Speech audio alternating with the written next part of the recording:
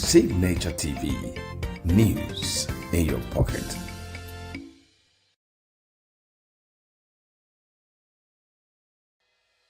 Health is more than a diagnosis. It's your lifestyle, your choices, and your future. Join us on Inside Health, your weekly deep dive into the stories, science, and solutions shaping your well-being.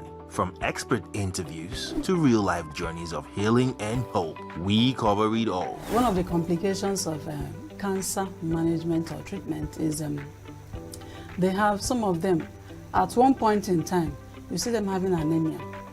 Okay, so you see them at times being transfused. But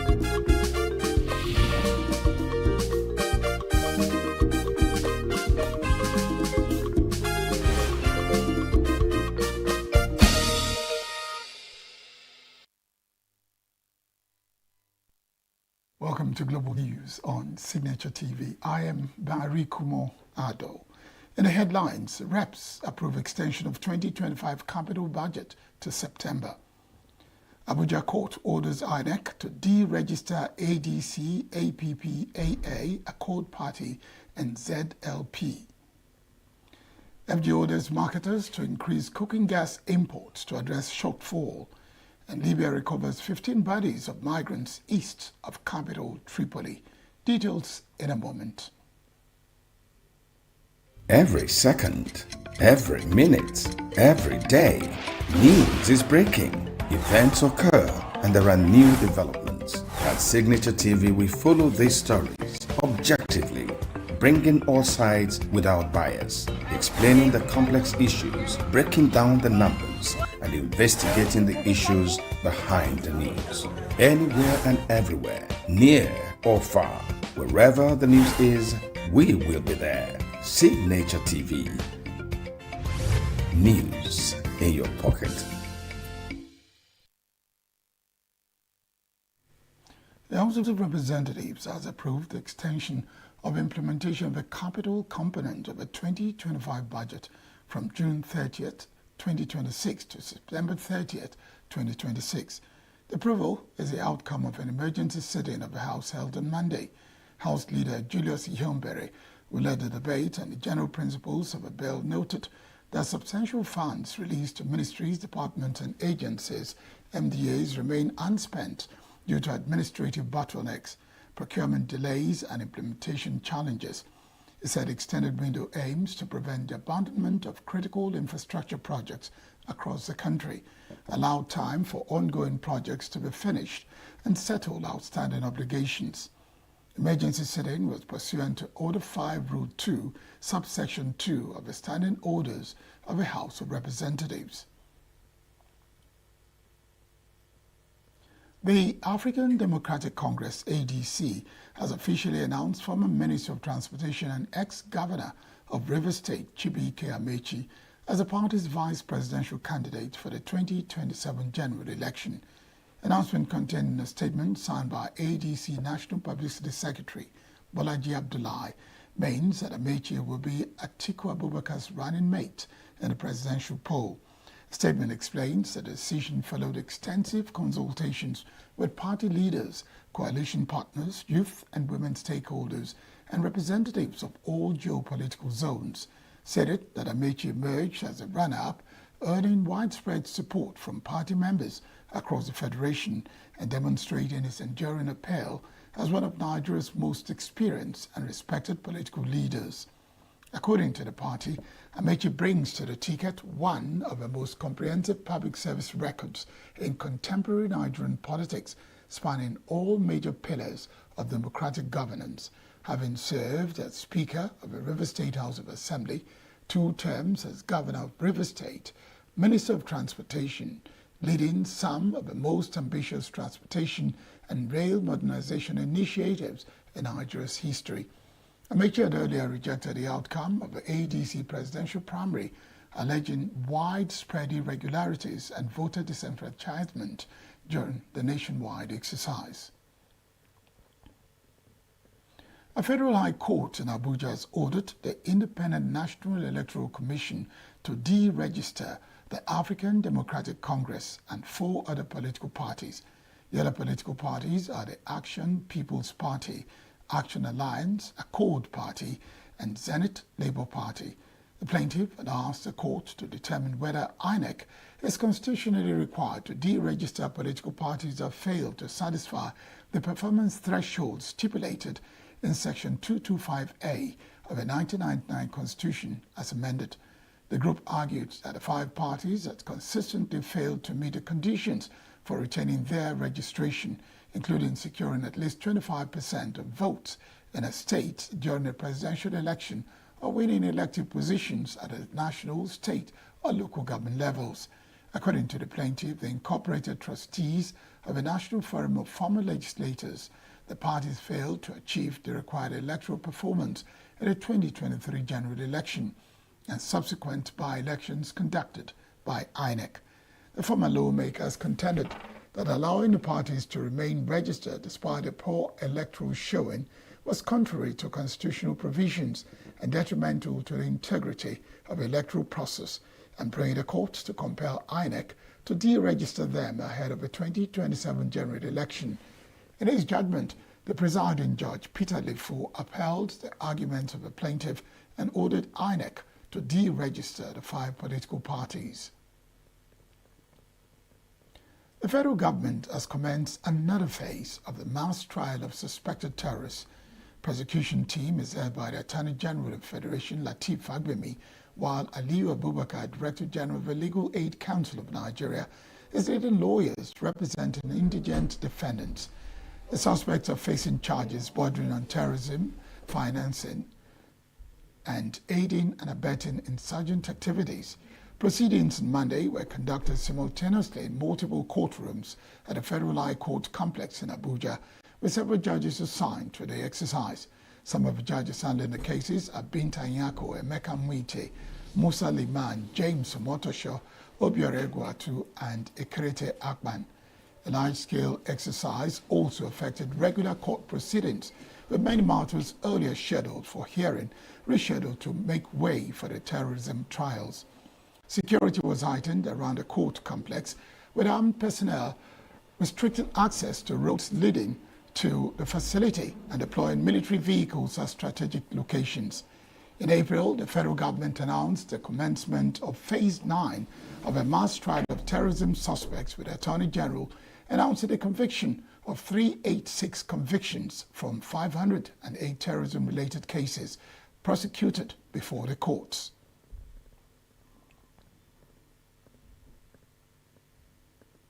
A 55-year-old farmer in Borno State, Ali Mustafa, has been sentenced to 15 years imprisonment for concealing information on the activities of a Boko Haram sect in his Katara village of Borno State.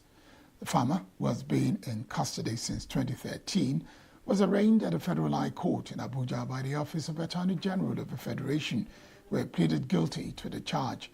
Presiding Judge Justice Binta Nyako, in delivering the judgment, said she took judicial notice of a plea of a convict that there was no government officials or security agencies to report to, as he lives in an obscure and remote village in Borno State. Justice Nyako ordered that a 15 years jail term should commence from 2013, when the convict was arrested and hauled into detention. Ishaya Rabe, son of Rabe Abubakar, the late retired Major General, who died in bandit captivity, has dismissed claims that his father's death was linked to diabetes-related complications. Speaking in an interview with Dashwela Hausa Service, Ishaka said reports that his father died of diabetes were inaccurate. Ishaka said the family does not believe diabetes was responsible for his father's death, as claimed by the Katsina State government, who earlier said the retired general suffered from diabetes and high blood pressure before his death in captivity. He added that some people speculated the late general may have died from a snake bite after a video allegedly released by his abductors surfaced online, but stressed that the true cause of death remains unknown. Describing his father as a devout and peace-loving man, Ishaka said the retired general lived a modest life and died a hero. Ishaka said he had no knowledge of the circumstances surrounding the retrieval of his father's remains and refuted reports circulating on social media that his mother, who was kidnapped alongside his father, had regained freedom.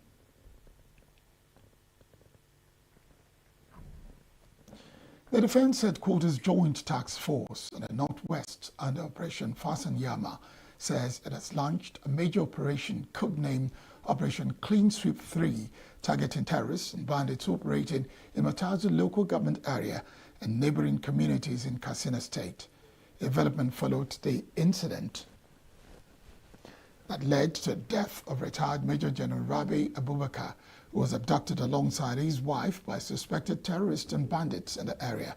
A statement issued on Monday by the Media Information Officer of JTF Northwest Operation Fasten Yama, Lieutenant Colonel Aliu Danja, said the operation commenced on Sunday to locate and neutralize those responsible for the attack, dismantle criminal networks, and restore security across the affected communities. Danja said since its launch, troops have carried out aggressive fighting patrols, intelligence-led raids, cordon and search operations, and clearance missions across identified terrorist hideouts and suspected criminal enclaves within the joint operations area. The statement noted that troops achieved significant successes on operations around Dikawa Hills and nearby communities, and that the offensive is being conducted in collaboration with sister services, other security agencies, and local stakeholders whose support has contributed to ongoing efforts to improve security in the state. The federal government says it has directed the Nigerian Midstream and Downstream Petroleum Regulatory Authority to intensify engagement with gas producers, marketers, and other stakeholders to boost importation of cooking gas and enhance market stability nationwide.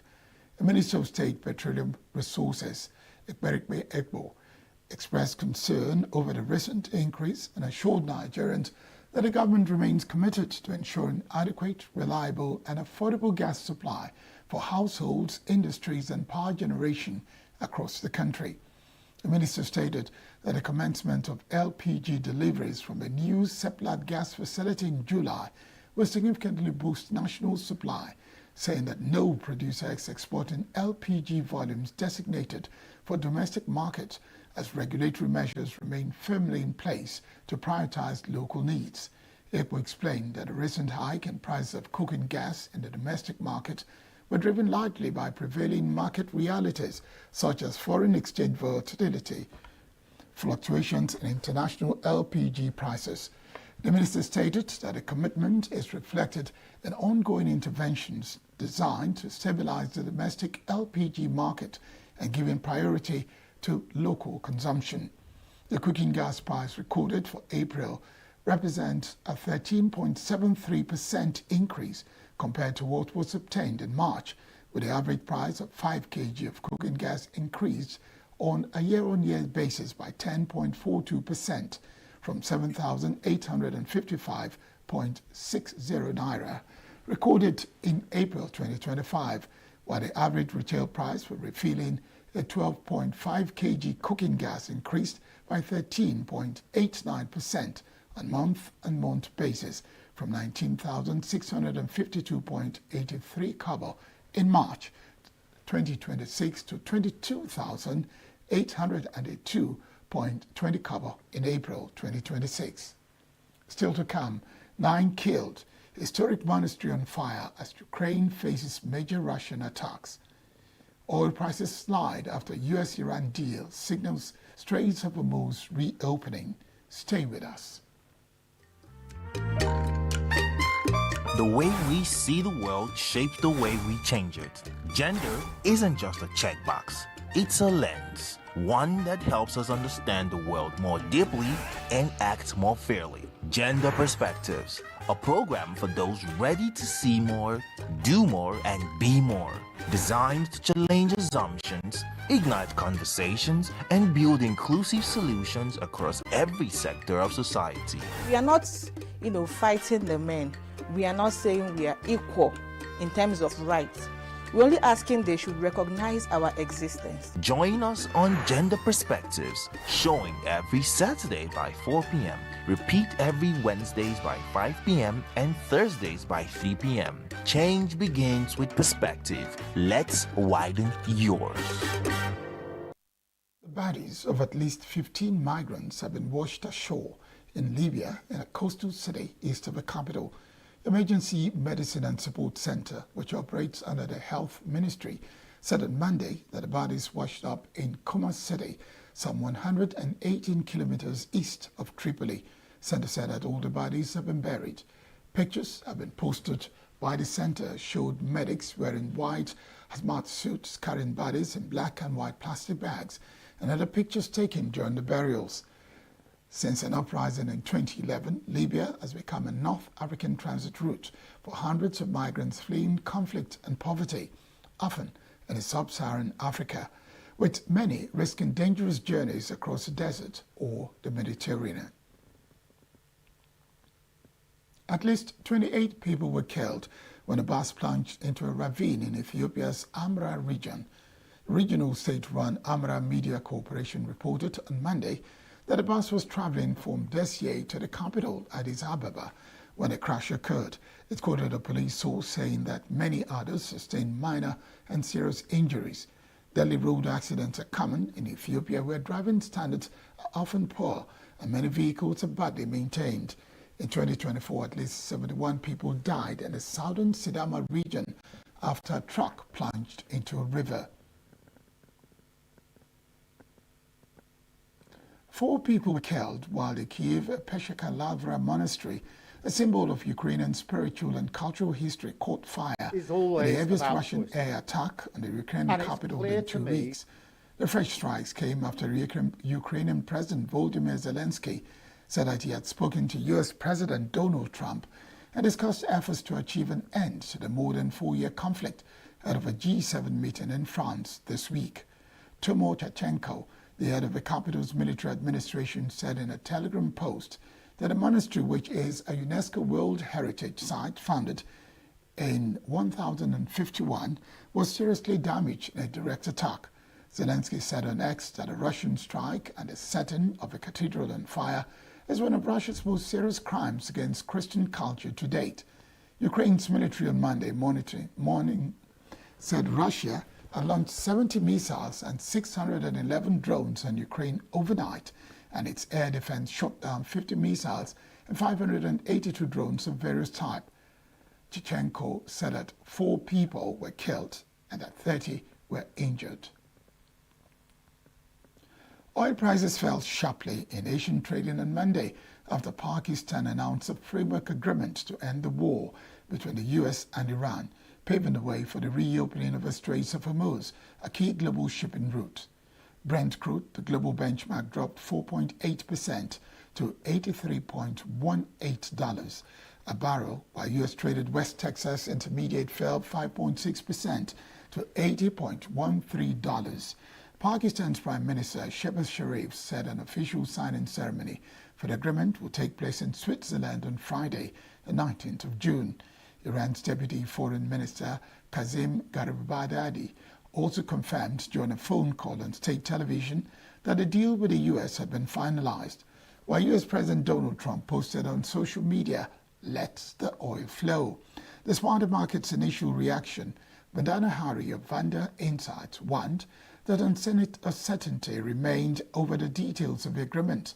Hari added that oil markets could face another week of uncertainty and price swings as traders assess the implications of the deal.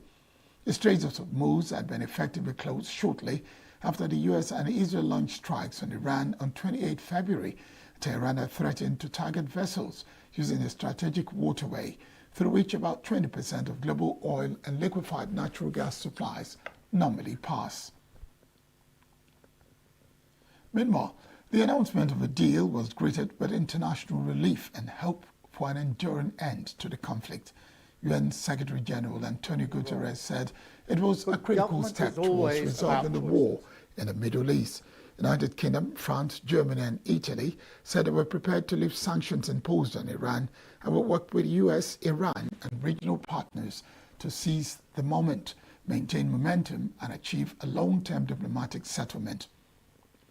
British Prime Minister Keir Starmer on Monday announced a forthcoming total ban on social media for children under 16, saying that such platforms are making children unhappy.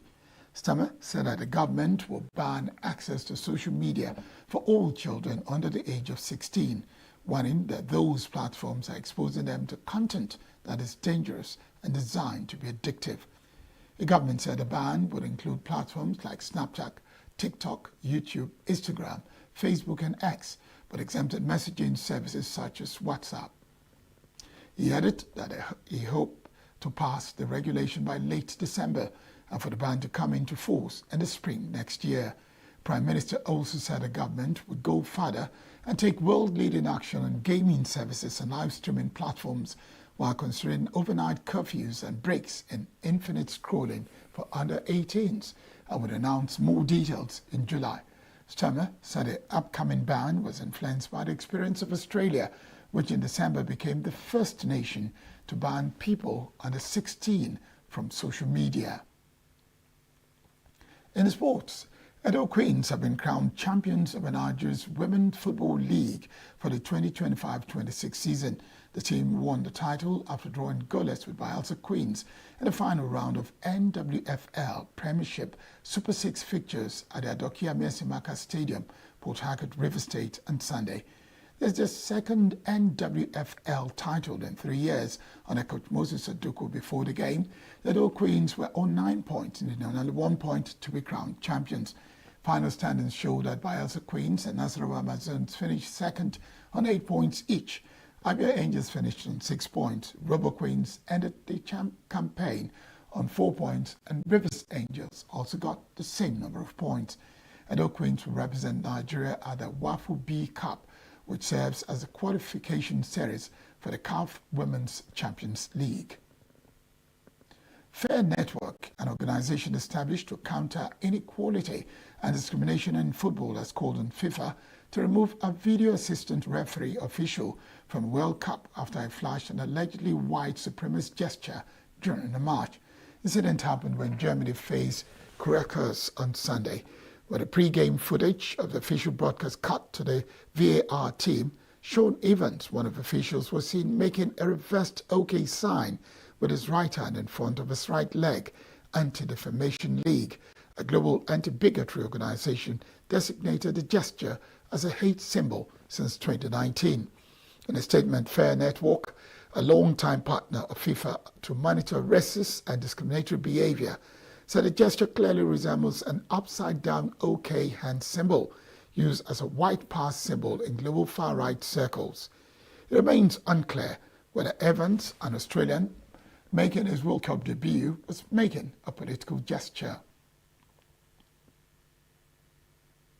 Meanwhile, FIFA is seeking an explanation of a hand gesture made by video assistant referee Sean Evans before Germany's 7-1 win over Curaçao on Sunday. Before matches during the World Cup, FIFA has been briefly focusing on officials as part of its World Feed global coverage. First, the referee and the rest of his team have walked to the touchline and a graphic has been displayed with their names and roles. When the camera cut to the VAR room on Sunday, Evans was standing with his arm by his side and then could be seen making the fingers on his right hand into an upside-down OK sign.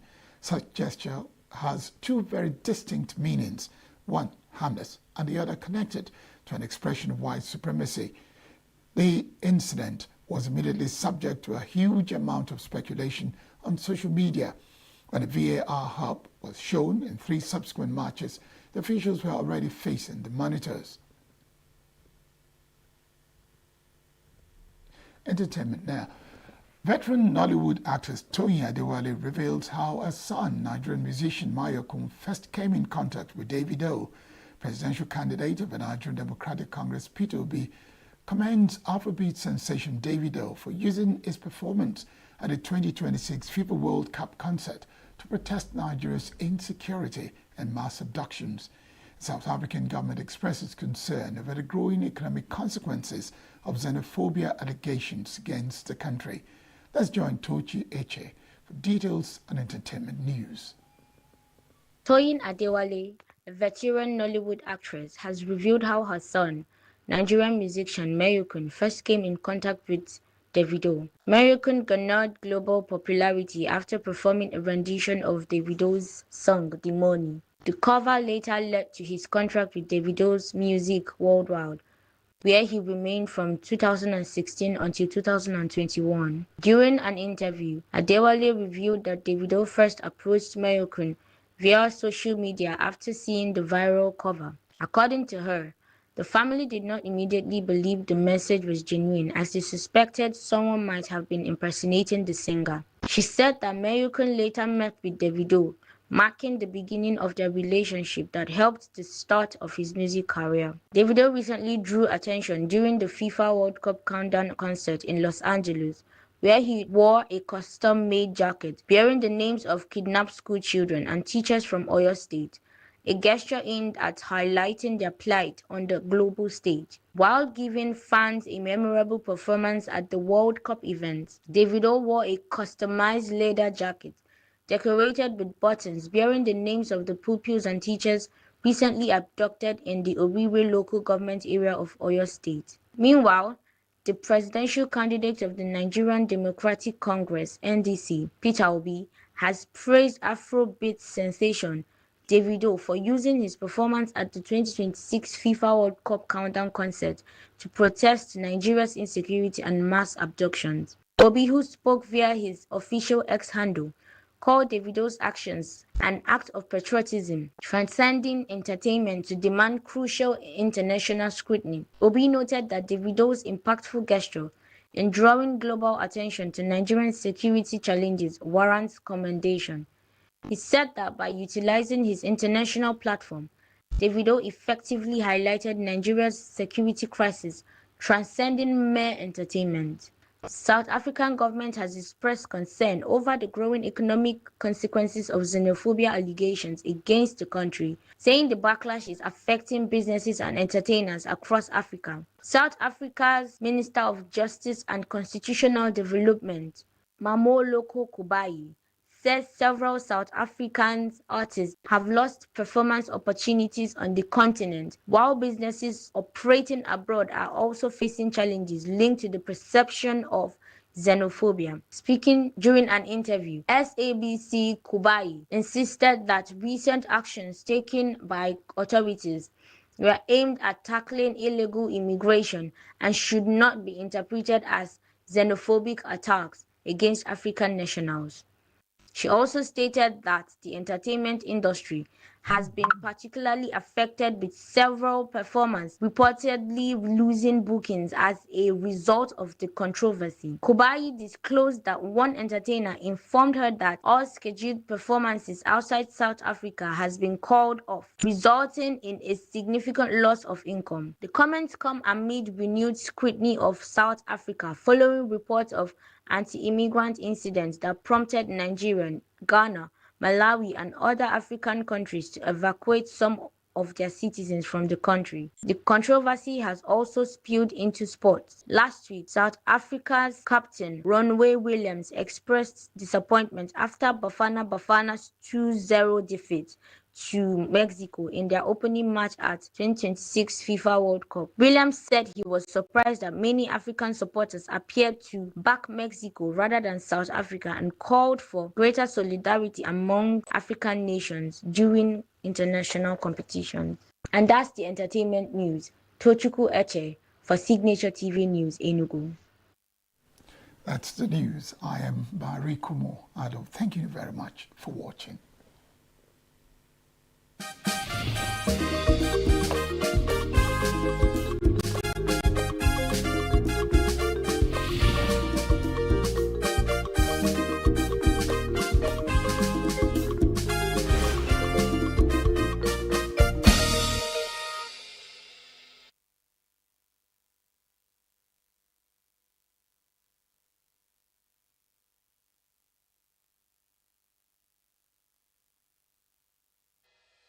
Health is more than a diagnosis. It's your lifestyle, your choices, and your future. Join us on Inside Health, your weekly deep dive into the stories, science, and solutions shaping your well-being. From expert interviews to real-life journeys of healing and hope, we cover it all. One of the complications of cancer management or treatment is they have some of them at one point in time, you see them having anemia. Okay, so you see them at times being transfused. But at the same time, you come in with a diet. Nutrition, mental health, innovations in medicine, fitness, and everyday wellness. Whether you're managing a condition, staying informed, or just living your best life, Inside Health is your trusted guide. I'm Tigiti Agorom, and I'll be with you every week on Inside Health, only on Signature TV.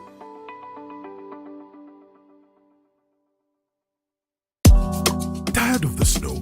Tired of the bad TV signals? Nigeria has gone digital. Introducing Free TV, the national platform for every Nigerian. Get 100 plus channels immediately. Sports, news, and entertainment in your native language with clear picture quality. Whether you're in the city or the village, our satellite signal reaches every corner of 36 states from day one. No monthly subscription, just a compatible decoder and you are set. It's a national asset built for you. Take the show on the road, download the Free TV app and stream your favorite channels anywhere. Starting this May, scan to download the app or call 0700 388 7277. Free TV, digital TV for free. Brought to you by NBC.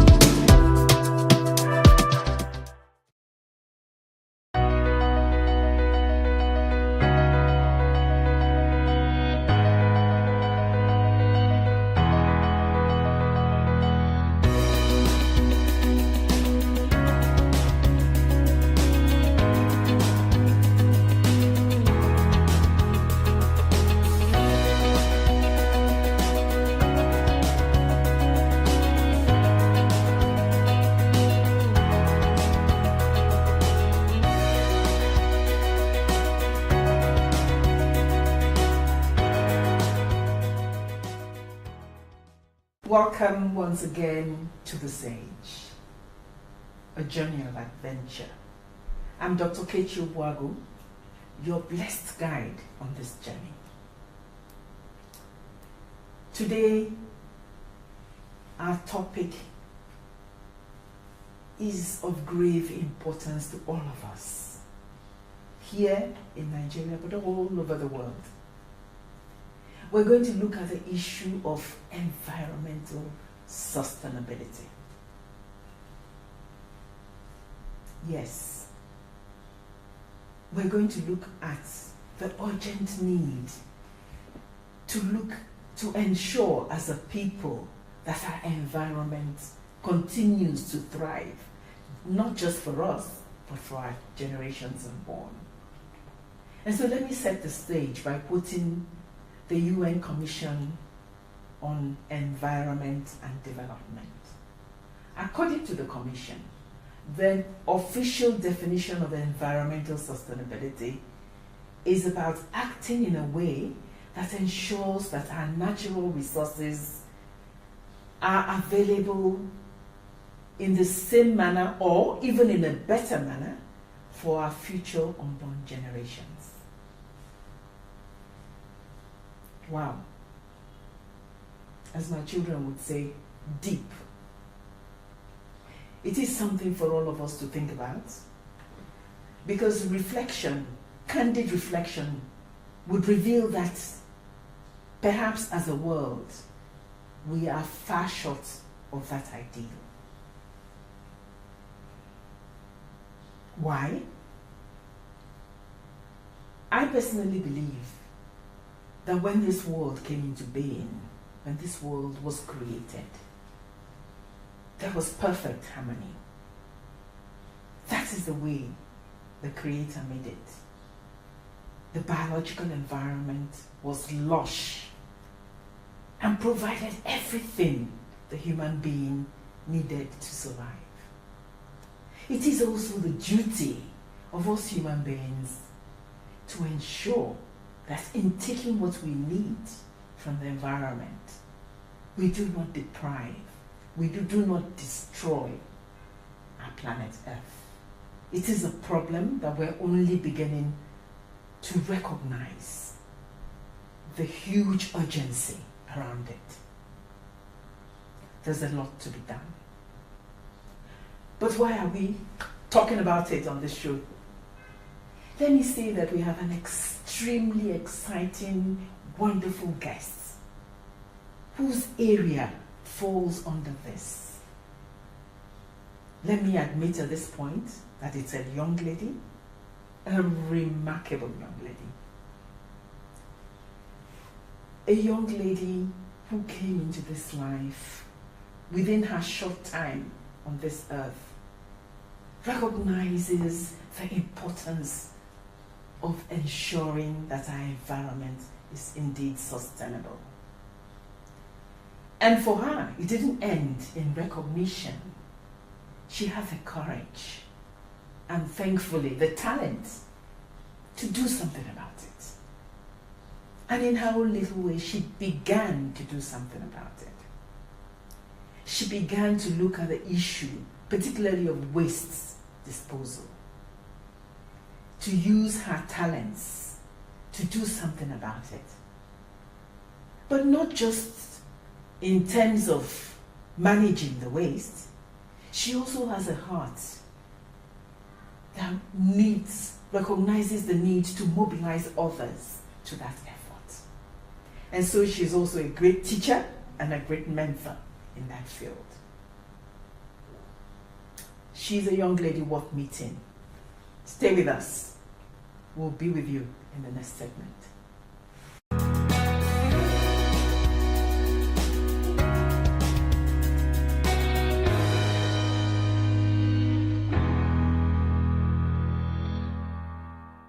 Welcome back to The Sage.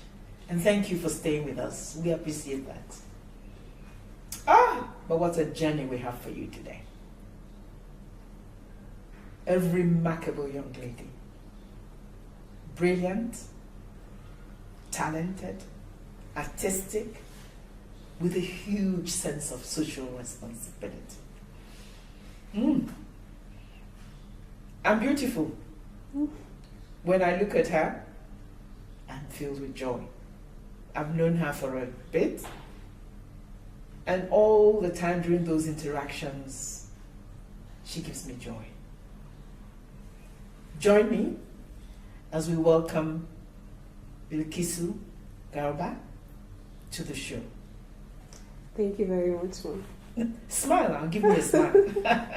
Thank you very much. Bilkisu, it's a pleasure. I've been looking forward to making this show, this particular one, because there's so much beauty and goodness that surrounds what you do. Thank you so much. Thank you for agreeing to be with us and for sharing what drives you with everybody else. It's such an honor. Thank you so much. Great. Before I start, tell us a bit about yourself. Who are you? Well, I've forgotten, so tell me your name again. Okay, so my name is Bilkisu Garba, and I'm from a town called Auchi in Edo State, but I was born and raised in the northern part of Nigeria, Kano State precisely. So I schooled, I practically spent most part of my life there before coming down to Abuja. And in school I studied architecture, and while I was in my 300 level, I developed interest in a particular aspect called interior design. And then I started researching, just finding out everything I could on everything that had to do with interior design in Nigeria. And it was still relatively new then. There was no institution in Nigeria offering interior design. But I knew the moment I was done with my first degree, I was going to pursue things in that line. And fast forward, while I was during my postgraduate days, while running my master's program, there was a particular course. It was still master's in architecture because for some reasons, I just wanted to specialize in architecture, and there was a particular course that I took in my second semester of my first year in, because it's 2 years, it was a 2-year program, and it was called Sustainable Architecture. Okay. And that was more or less like the beginning of the journey for me. I didn't even know, but I picked so much interest in that particular course, and I knew once I was done, I was going to do something that had to do with sustainability and interior design. Wow. And that was the beginning for me. Wow, that is just great. That is just great. So you sort of had discovered your passion. Yes, I did. Tell us a bit more. So what did it materialize into? Okay, so while I served, I was running online courses. I was looking for institutions in Nigeria because I left Kano then, and then I came to Abuja. And I started attending several courses. I was looking for organization firms, just anything that had any affiliation to interior design. And it was interesting then because a lot of people sort of discouraged me because they felt architecture was going to be more lucrative, and they didn't really see the essence why I would pursue interior design. But I knew I really wanted it, and for some reason, whenever you would find me maybe sketching an interior space or using computer software to design interior spaces, and that was how it started for me. So I got like a contract job in an interior design firm, and I started teaching people at the same time, just running spaces. Then I got another job in a renowned interior design firm in Abuja, which was in early 2016, and that was the turning point for me. But all these things were happening, and I didn't know it was more like a transitioning process, because at that point I started building experience in interior design, and I was still reading and researching on environmental sustainability, sustainable architecture, and even sustainable interior design. And at that stage, I started building content on sustainable interior design. Okay. Until date, it's still a little scanty, even when you check online on courses that have to do with sustainable interior design precisely. But I started building content, and I just started. I still have that sketchbook till date. And then there was a particular project that I was given while working in that interior design firm, and it was to renovate and revamp a 3-bedroom bungalow, not too far from here, funny enough. So every time I pass that place, it brings so many memories. Okay. And while I think it's telling you need to come and redecorate this place. Absolutely, absolutely. So while that project was ongoing, there was really nothing wrong with the space. The client was just bored and wanted a new look, wanted a new feel. And we ripped literally everything from that space, from that interior. From the floor tiles, to the furniture, to the light fittings, everything, bathroom, everything, to the doors, completely. And there were some people just waiting outside for me. Waiting outside, they kept asking me in Hausa, they kept asking me if I wanted to, if I was okay with them clearing the site for free. And I was looking at it like, that is fantastic. So I don't need to pay people, truck drivers, to clear the site for me. These people are willing to clear the site for me for free. And that to the light fittings, as simple as light fittings, WC, everything, they took it, and that was it. Then fast forward to, I think October of that same year, 2016, I went to Jabi, a place in Abuja called Jabi. And lo and behold, I saw 2 of those men that were asking me for those discarded items from that site. And they had shops where they were selling these things. And that struck my mind like, wow. So I asked them what they were doing. And they said they're actually shop owners. Because when you see them on site, they just look like uneducated people roaming the streets. But they were actually business owners. And what they do is they go to renovation sites to get these scrap items, they refurbish them, and then they sell to a particular market. You understand? And that was when I knew and realized that, okay, there's a market for this kind of business. And if you can remember, I told you I had already started developing content for an aspect called sustainable interior design. Okay. So I presented, I can't really remember when, but in 2016 in an interior design symposium in Abuja. It was called Denim, Defining the Nigerian Interior Design Market. And Defining the Nigerian... Yes, interior design market. Okay. And I was one of the speakers that presented on sustainable interior design practices in Nigeria. And I knew I couldn't just come on stage and just talk theoretically, even though I had PowerPoint presentation and all that. I knew I had to make something. And that was the first ever product I upcycled. At that point, I didn't even know it was called upcycling. Okay. Because I was going to take you up on that. What is upcycling? Yes, I didn't know it was upcycling. But what I did was I took like a scrap kitchen cabinet, an old kitchen cabinet, and 3 granite bottles that we had in, because I was saying my elder sister and she loved granotes a lot. So just sprayed them and just made like a tabletop and put flowers in them, and it was a coffee table. Wow. Yes, it was a coffee table, and that was it for me. As soon as I presented it, I showed them the assembling process on stage. A lot of people picked interest and they said they wanted to collaborate, and I didn't even know what collaboration was then, so that was what pushed me further to keep researching, keep reading, and that was it. So in September 2017, that was when I knew I was ready to unveil all these ideas that I had. Hold it there. That sounds extremely interesting. When we come back, Bilikisi will show us some of these creative masterpieces, right? Yes, well. Thank you. Stay with us.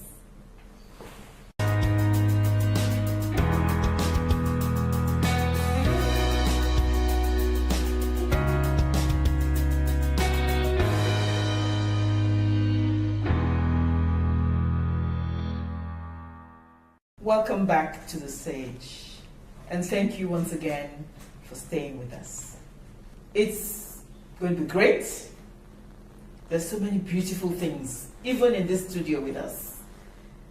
But before I let Bilkisu tell us about her beautiful works of art, I'm going to push a little and say, Bilkisu, tell us, you said earlier that you found you had a passion for environmental architecture, or is that the word? Environmental sustainability. Yes. Okay. Why?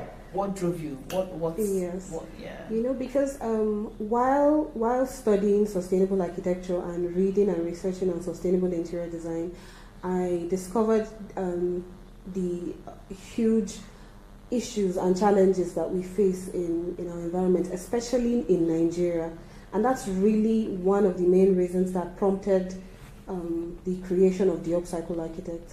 Now, Nigeria has a population of over 200... Upcycle Architect, that is your name? Yes, that's the brand name. Wow. The Upcycle Architect, because my background is architecture and we specifically focus on upcycling, so hence the Upcycle Architect. And upcycling is where you take wastes and turn them into amazing products. When you creatively convert items that people classify as waste, junk, scrap, old, useless basically, and then you find a creative way to repurpose them into functional items that are even better than they originally were.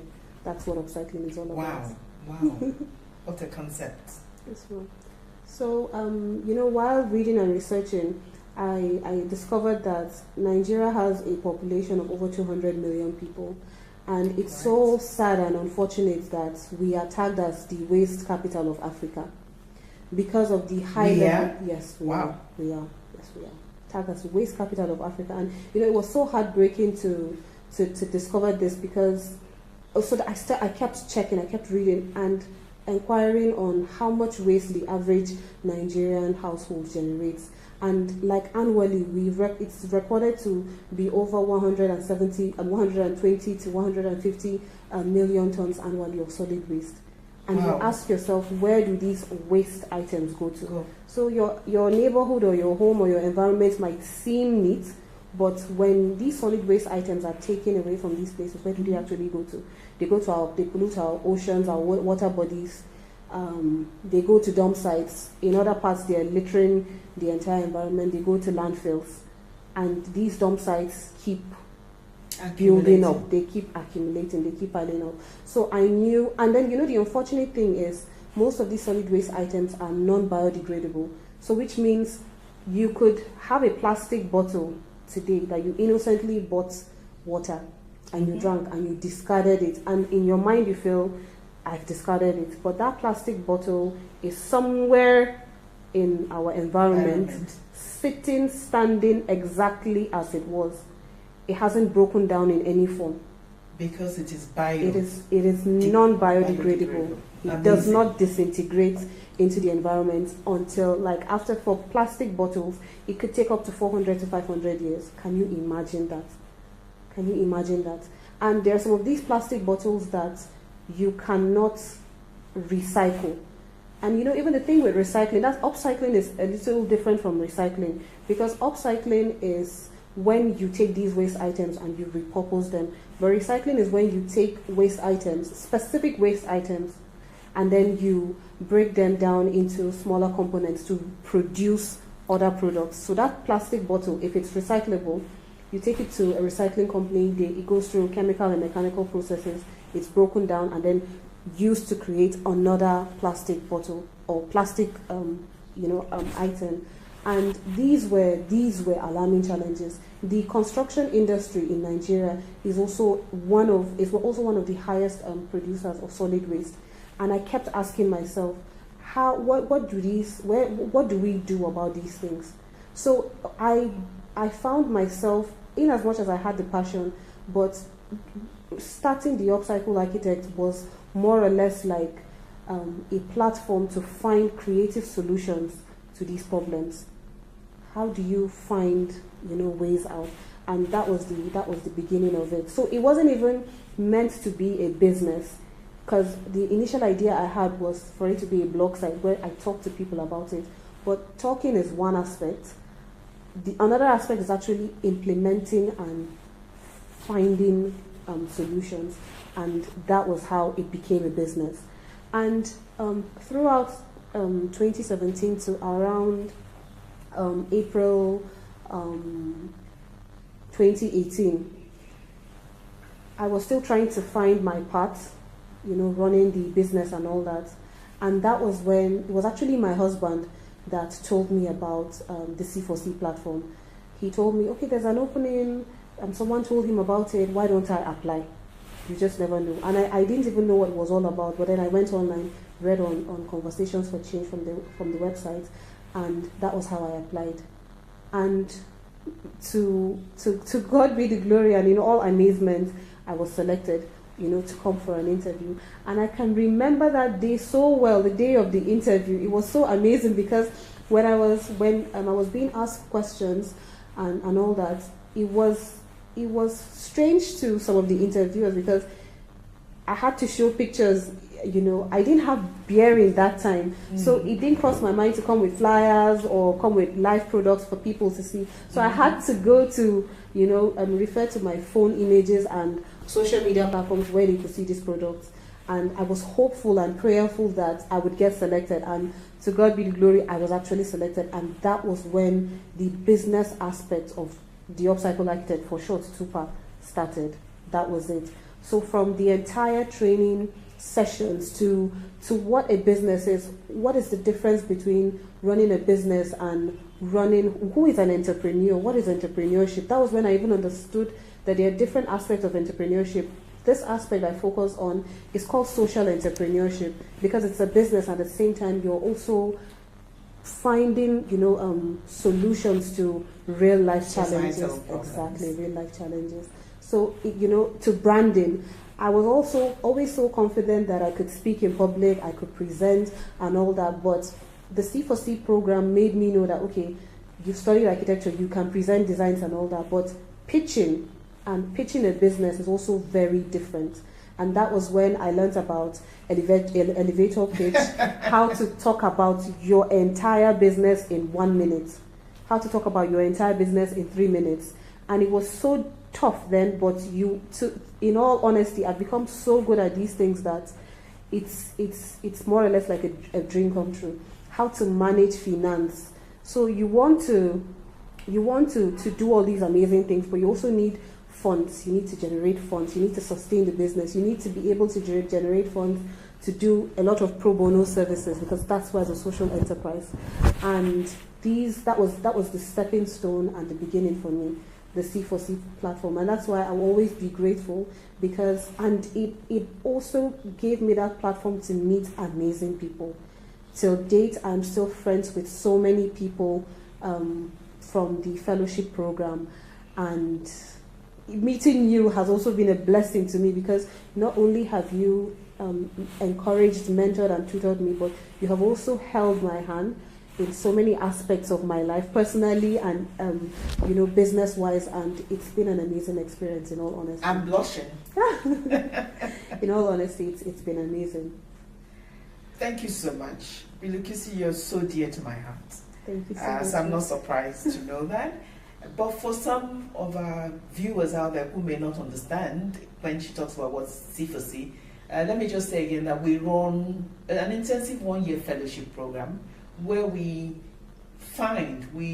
collaborate with enterprising, gifted, brilliant young people who have ideas that could work and who are seriously interested in business, in helping them turn those ideas into profitable businesses. And as we tell them, if it doesn't make a profit, it's not a business. It's not a viable business. But it's been amazing. It's been an amazing and exhilarating journey. And Bilukisi has been a pride of the program. Thank you so much. And so have so many of the others whom you've been meeting, and many more that you will meet. But this is the potential that if we all come together, is possible for every young Nigerian out there. Stay with us. We'll be back for the last segment.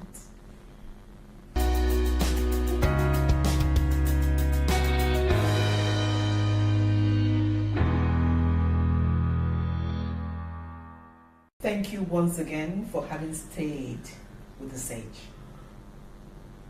There's still so much to discuss with Bilkisu. Actually, for a lady as remarkable as this, one needs 1 hour, but we'll see. We'll do our best. First of all, before we go to the last few questions for her, Bilkisu, please tell us, at least show us some of your beautiful works of upcycling that you brought to the studio before we move on to the next one. So these are like the simplest of products that we make.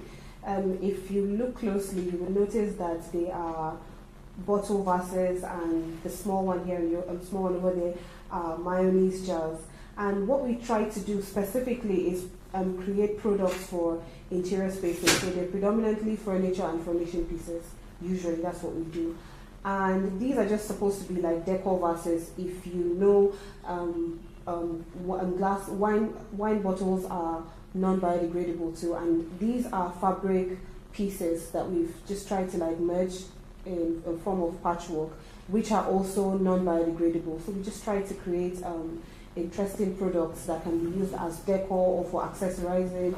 The possibilities are endless, but these are like very minute of products that you make. Absolutely beautiful.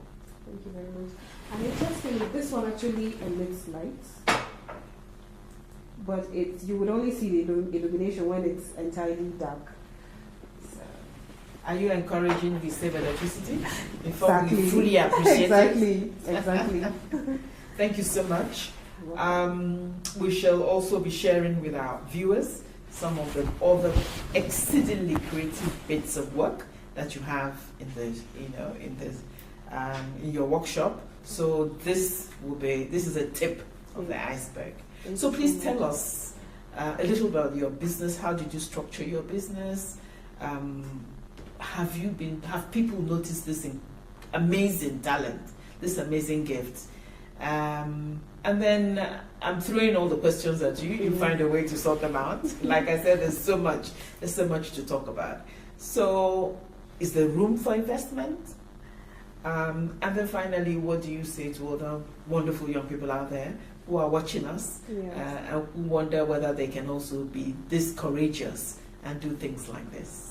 Thank you so much for this amazing platform. Like I said, we predominantly make interior products, furniture and furnishing pieces, and we have been able to expand to the level where we have established a full-time academy. The academy runs online and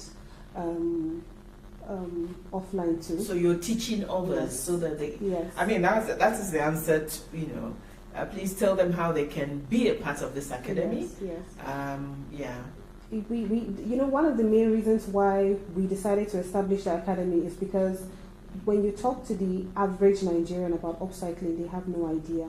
So the essence of that academy is to have a variety of green, that's eco-conscious courses where people can enroll and have an idea of the different aspects of environmental sustainability.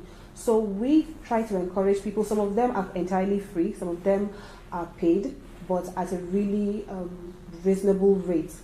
And why we do this is because we want more people in this conversation. We want more people to get to know about these things and in their own different ways. So it's more like a ripple effect in their own different ways, have these positive influence in the environment.